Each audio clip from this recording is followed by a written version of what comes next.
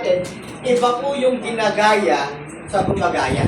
Okay, ako po, yung na-invite po ko dito, nagkikiloso po ako, hindi po basta-basta sumasama sa networking industry kasi meron akong 4 na consider bago po mag-join sa kumpanya. Okay, nung nag-invite sa akin dito, si Coach Noli, para naman aking upline. Ayo! Pogi ba? Pogi ba? Okay, so siya po yung invite sa akin.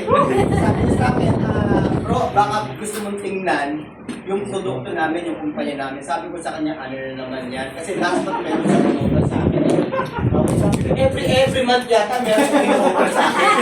Kaya sinabi ko sa kanya, ano na naman yan? Okay? Sabi niya, tingnan mo lang. Isinend sa akin yung picture.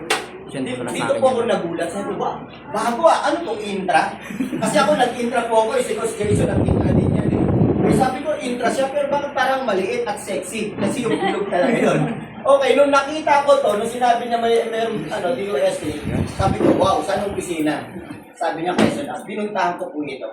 Okay? Nung pinuntahan ko po, doon sa clinic, sa kabila, ang ginawa ng tatlong yan, pinainom po ako, nalasing din po ako. Ang sarap.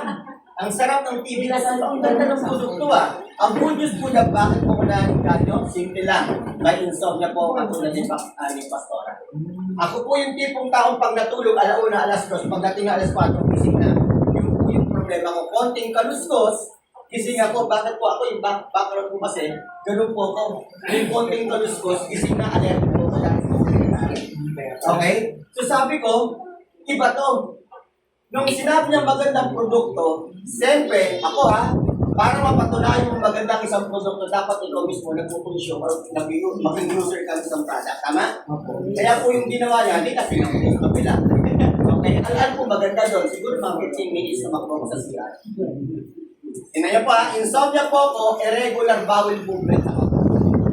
Okay?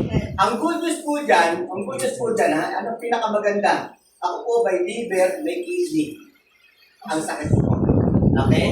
So, ano ang problema ko? Lagi pong masakit yung dito. Kaya ito namamanhid yan.